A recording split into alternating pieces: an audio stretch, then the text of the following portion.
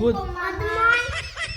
Busog na naman po ang aking mga anak sa niluto ko ngayong araw. Isang napakainit na umaga sa inyong lahat, my angel. Mula dito sa countryside ng Romania. Maraming salamat po pala sa inyong suporta at panonood. Noong nagpunta po kami ng town, naalala nyo, my angel, na bumili ako ng pata ng baboy. Itinanong ko nga po yung mga bata kaninang umaga kung ano ba ang gusto nilang ulam mamayang tanghalian. Ang sabi nga nila sa akin ay gusto rin nila ay may sabaw. At dahil may stock nga tayo dito, my angel, sa rep, ito at ating ilulutuin na. Bali, 2 plastic po pala yung ating binili. Tapos ang laman nito sa loob ay 3, minsan 4. Gusto ko sana magluto ng humba, kaya lang sige sa sunod na lang tayo magluto at ito'y ilalaga na lang natin. Ano kaya ang kilo nito sa atin sa Pilipinas? Kapag bumibili po pala ako nito, may angel, lagi kong chinecheck kung bang maraming balahibo. Misa kasi may angel, nakabili kami niyan ni Petro ay napakadaming balahibo tas kailangan pang linisin. Yung ganito, may angel, tingnan mo na malinis na siya. Gusto ko kayong tanungin, my angel, kung ano pa ba ang magandang luto dito bukod sa nilaga at saka humba. Para makatry naman tayo ng ibang luto. Dahil nalinisan na nga natin siya ng maayos, ay ngayon naman ay ilalaga na natin. Ako po pala muna maglaga nito kaysa ako maglinis dito sa kusina dahil nga po medyo matagal-tagal yan at gusto ko kasi ay sobrang lambot. Bali, pakukuluin muna natin yan, my angel, para maalis yung dumi. Dito na nga, my angel, isa-isay na natin tatanggalin yung ating nilalaga. At pagkatapos nating matanggal lahat yan, my angel, ngayon naman ay ating uhugasan yung karne at itatapon naman natin yung tubig doon sa ating pinaglutuan. At syempre, dahil marami pang natitira mga itim-itim, kailangan natin hugasan yung kaldero at linisin ulit. Pagkatapos nga natin mahugasan, my angel, itong mga karne, ay naglagay ulit tayo ng tubig doon sa ating kaldero. Naman, my angel, ay isa-isay natin na ilagay itong ating karne dahil nga hindi po pwedeng pagsabayan dahil nagkatalasikan ng tubig. Nang naisa lang na nga ulit natin, my angel, yung ating niluluto, ay ngayon ay punta tayo sa garden dahil maglalagay tayo ng kaunting gulay. O diba, my angel, ang laking pakinabang at ang laking tulong sa atin ng mini garden. Dahil napansin ko nga po nung isang araw, meron naman 2 zucchini na pwede nang lutuin. Galing, my angel, no? Kaka-harvest lang natin tapos ayan na naman, ilang araw lang ang laki na naman ng zucchini. At habang ang nagluluto ako, my angel, naabutan ko itong mga bata na naglalaro na naman ng mga semento. Nabiyan ko nga sila na ibibidyo ko sila at isisend ko sa kanilang ama. Nagtrabaho po kasi yung bayaw kong Romanian, my angel, ay iniwan nyo doon sa isang bahay. Kung reject na yung semento na yun, kaya naman pinaglaruan ng mga bata. Ito pala, my angel, nabili ko sa grocery ng sale. Naka 50% off at masarap yan yung cherry tomato. Bali, naglagay din po pala tayo dito ng konting cherry tomato, tapos naglagay din tayo dito ng carrots at saka nalimutan ko na ang tawag doon sa green na yun. At ito na nga, my angel, ang ating fresh na gulay mula sa ating mini garden, ang zucchini. O diba, punong-puno na ng gulay ang ating nilalaga. Mamaya maglalagay naman tayo dyan ng repolyo. Beses ko pala, my angel, binuksan yan dahil gusto ko nga ay sobrang lambot ng ating karne. Ikaw na nga, my angel, na orasan yan dahil niluto ko lang siya sa mahinang apoy. Nung pagka-check natin na okay na, nilagay ko na yung ating mga gulay, tapos mga ilang minuto, inahon ko na rin. At ito na nga, my angel, papakainin na po natin yung mga bata.